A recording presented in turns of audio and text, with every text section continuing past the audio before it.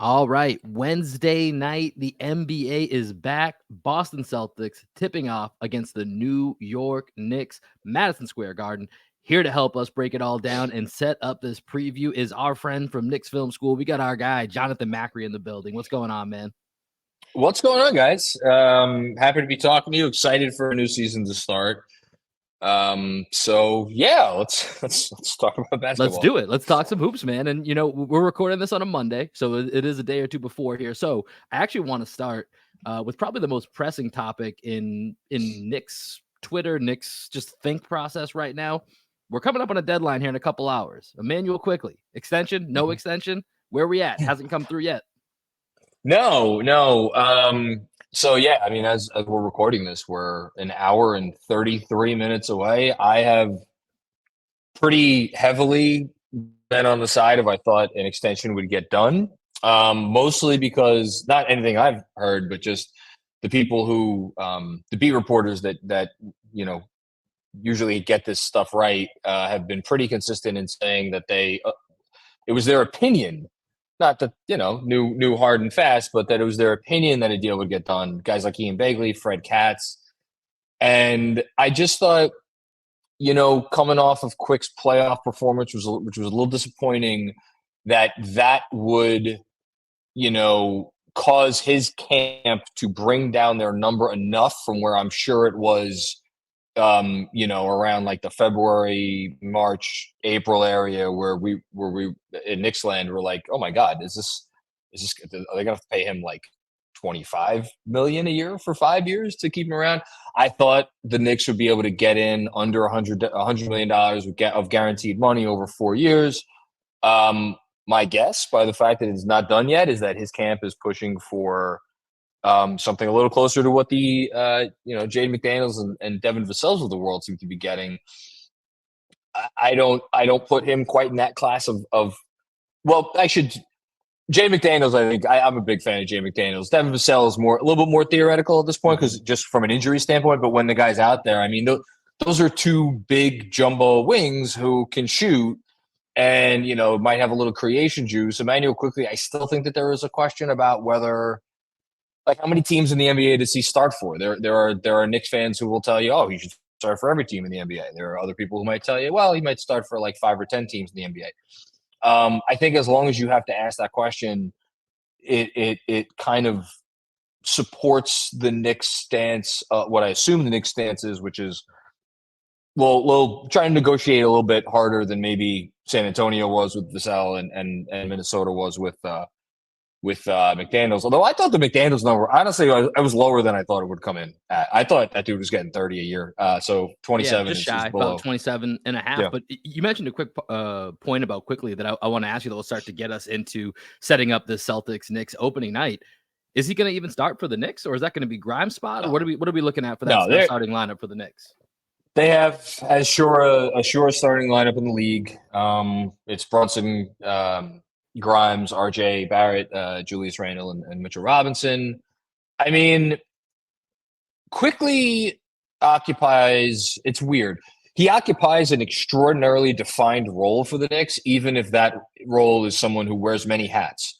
So he is the backup point guard for one, but obviously, on a team with Jalen Brunson playing 35 minutes a night, that's not all he does. So, he'll play some with Brunson. It makes you a little small, but the numbers for Brunson plus quickly lineups last year were off the charts.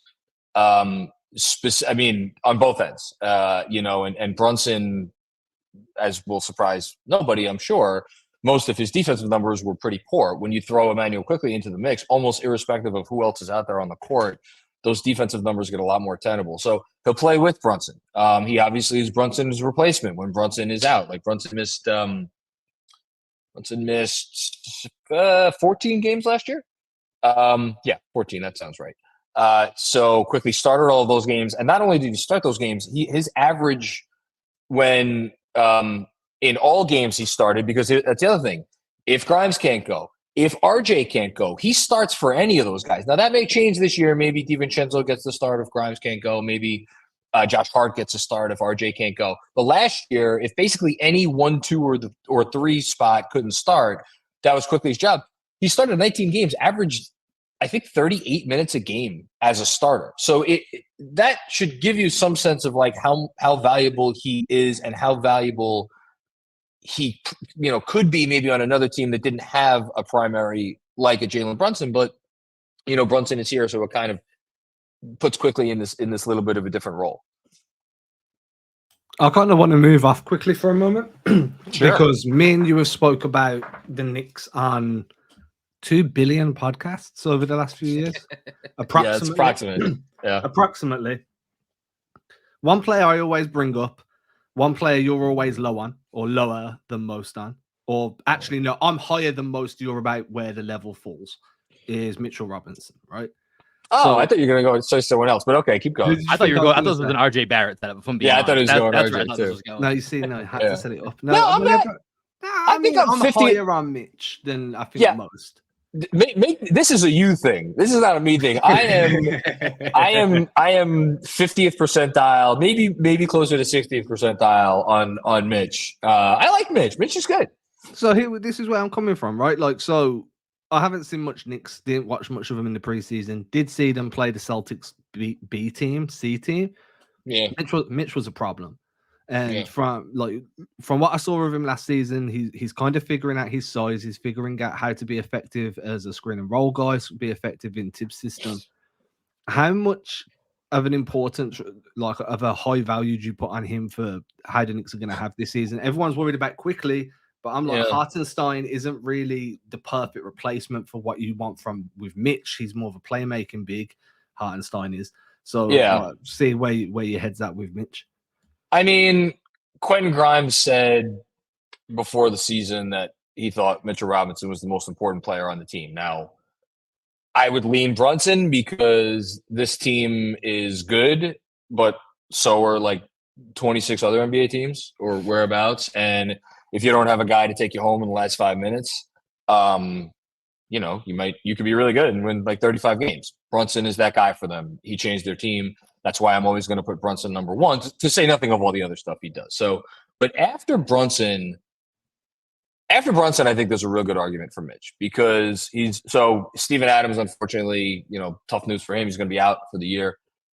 Mitchell Robinson, I would be surprised if he didn't lead the league in offensive rebounds per game. He's now, I think maybe this now officially makes him the best offensive rebounder in the sport. I think, you look at his blocks per 36 minutes, they've gone down every year of his career, which I think is a great thing because early on he knew he could get to everything and he tried to get to everything. And slowly but surely he's tempered that down to the point where now his block numbers are lower because just like he knows exactly where to be and teams will not try it against him. So defending the pick and roll, I think he is a top 5 center in the league at defending the pick and roll. And then as far as like a traditional, screen and dive roll man, I mean, I would also put him top 5 in that category. The reason why I think opinions vary on Mitch, and by the way, just in regards to the preseason, I think on average, he probably had the best preseason of any Knick through the 4 games. But like the knock on Mitch is like the things that he's good at, he's great at. But there are things that he's a complete zero. Like if you throw the ball to him 10 feet from the basket, like nothing is happening. Like you're not getting a play out of that. You're not really doing a whole lot of like dribble handoff stuff or up above the arc. And like, defending in space, I think he can do it, but that's not, I wouldn't define that as his strength. But the biggest thing is like a team like Miami, which obviously beat the Knicks in the playoffs last year. They knew what Mitch was not going to do on offense, and they made sure to take away the things he was good at and exploit the things that he wasn't great at. So all this is to say, if he went down for a sustained period of time, I think their defense would probably fall apart. Like, and which is saying something because I think with him, I'm not sure they're going to have a top half of the league defense. So they really do need him from that perspective as well. Yeah, and I think talking about Mitchell Robinson's a good segue into looking at the Knicks versus the Celtics specifically, because the Knicks have played the Celtics very well. Last year, winning 3 out of the 4 matchups. Mitchell Robinson was a very big part of that, being able to control it from the defensive side, from the glass perspective, as you talked about. And so now I look at it and I'm curious to get your thoughts. Obviously, Adam mentioned preseason Knicks Celtics went up against each other. Knicks played their B&a-half team, B- team, C+ team, whatever you want to say that they ran out there. Yeah. But I am curious to know, with the little glimpse that we've seen of this new Celtics team, where you add in Drew Holiday, you add in Kristaps Porzingis, so we'll talk about your feelings on him in just a second here. But how do you think that changes what this matchup was? Because I think last year, when you look at how the playoffs were potentially breaking down, the Knicks were a team that I always kind of looked at like, in the aggregate and in a vacuum, you of course I think we're going to look at the Celtics like, they've got Jason Tatum, Jaylen Brown. I think the Celtics should win that, but we've seen, as we both saw against Miami, it's not always the team that you expect on paper to win that's going to end up, taking that series. So when you look at how the Knicks match up with the Celtics for this year, how do you view that? Yeah, I just want to point out, Will said that in a really delicate way. I'm going to put it a little bit more bluntly. How terrified are you?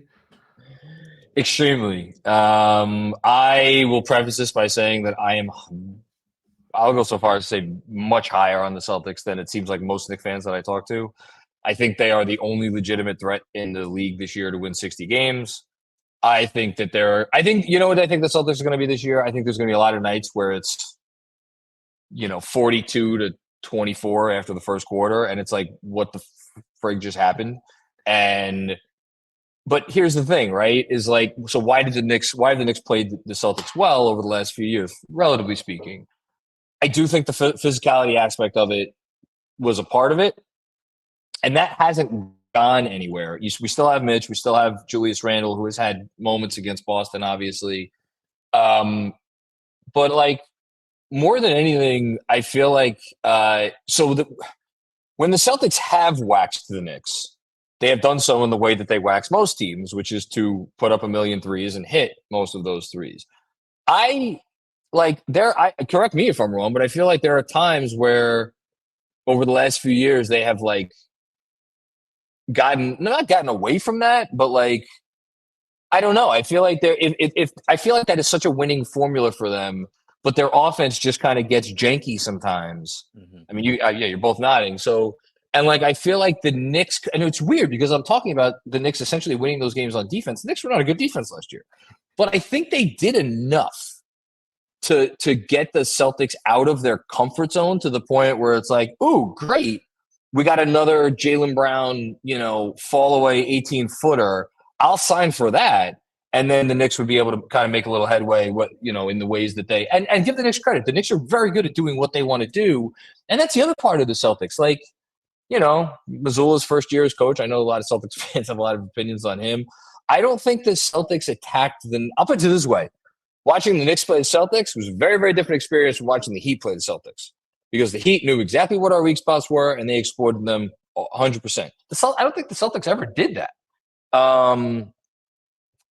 So all that being said, how do you beat any team? You take the head off the snake, and the Celtics have in Drew Holiday a guy that, like, look, Brunson had success against him in one game I'm thinking of last year against Milwaukee, but like, Holiday's that's who the hell wants to deal with that, And if you're taking Brunson out of his comfort zone and you're then putting the onus on Julius and RJ and Quickly and whoever else to beat you, I like my odds if I'm the other team, and then you throw in the fact that they went from a really, really good 3-point shooting team to now I think they're going to be the best 3-point shooting team in the league.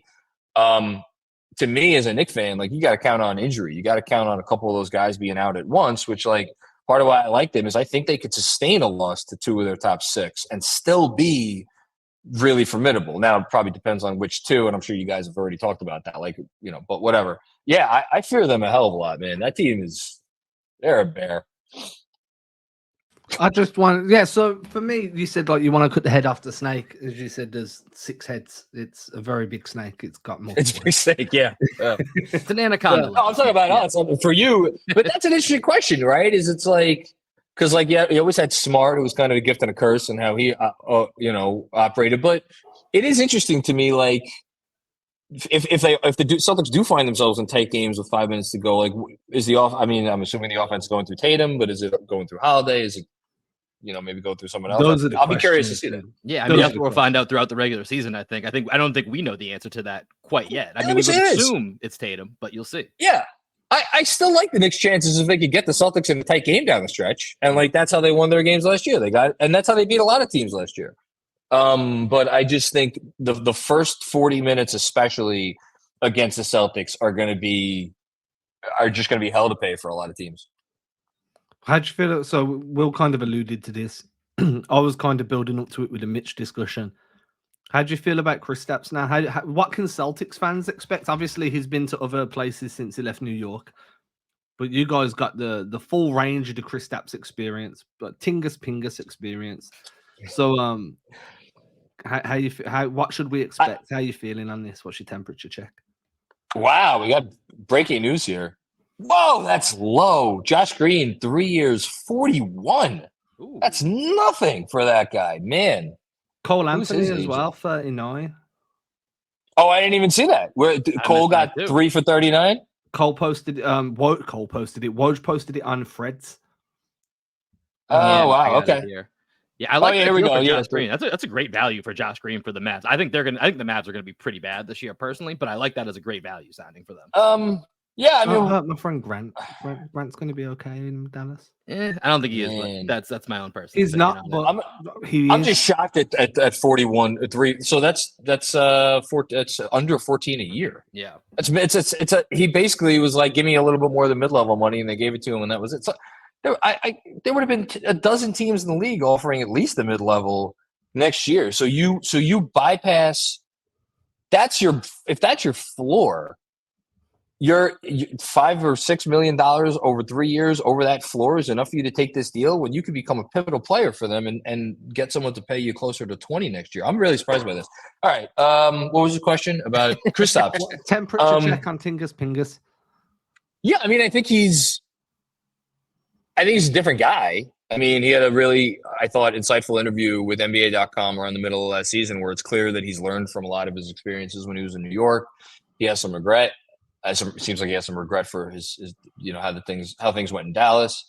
To me, for him, it's just, can he stay on the floor? I mean, he's grown as a passer.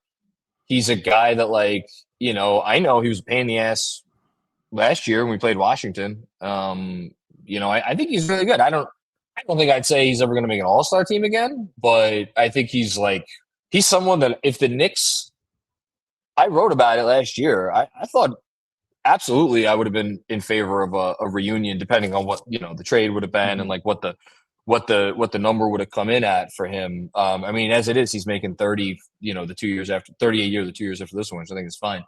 Yeah, I like him. I mean, to me, to me, if there is one pivotal player in the Knicks matchup with the Celtics this year, ironically or fittingly, maybe is the better word, I think it's Porzingis, because Thibodeau's strategy, and this gets us back to Mitch, Thibodeau's strategy for years now has man, your center wants to fire away threes. Have at it. We are betting that, yeah, sure, Miles Turner's going to have a game where he goes 7 of 11 or whatever, and we're probably going to lose that game. But we're betting that more often than not, and probably far more often than not, your Miles Turners and your Vucevic's and your, Yeah, all of those guys are not – the math is not going to work out enough in their favor. I think Kristaps will test that theory. He is so comfortable putting it up from distance. And within that offense, he is, I think, going to just have great looks. And the other thing about him, I don't know, I kind of think of him as a player who – if he's feeling good and he's feeling comfortable and he's feeling like the pressure's off, which it is now, he got his contract, right? He's in a good situation. He doesn't need to do too much. I think that dude's just going to let it fly free and clear. It wouldn't shock me at all if he shot 42, 43% from three this year.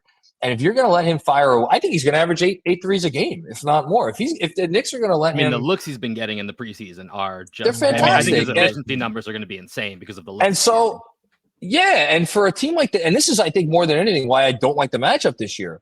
Because if you're the Knicks and the thing holding your starting lineup together defensively is Mitchell Robinson, and now you have to make Sophie's choice with Mitch is all right, you want Mitch going full out there to guard that dude, or do you want it?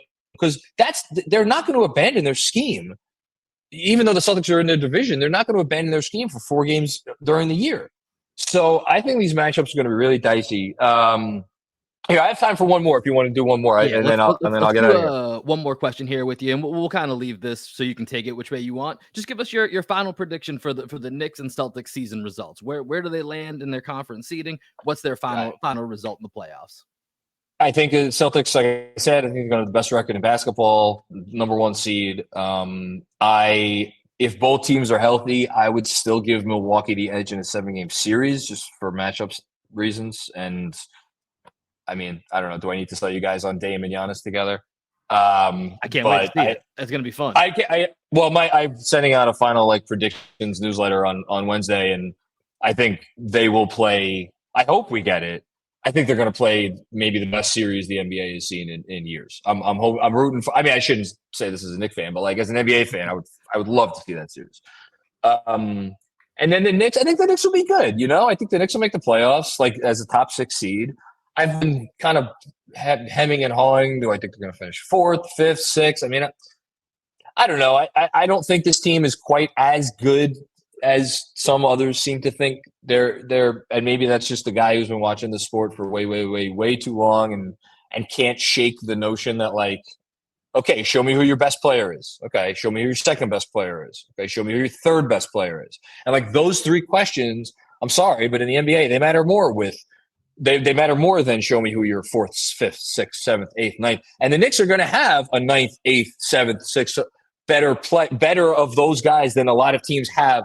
But and again, I love Jalen Brunson. No, you're not going to find a bigger Jalen Brunson fan than me. But the fact is that he's going to go into most matchups that he plays where the best guy in the other team is going to be better than him. And that's not shade against Jalen Brunson, but that's just the NBA right now. It's insane where the talent is. So, I'm leery for that reason, but I believe in Tibbs. I believe in the depth. I believe in they're going to obviously play hard every game, the whole thing.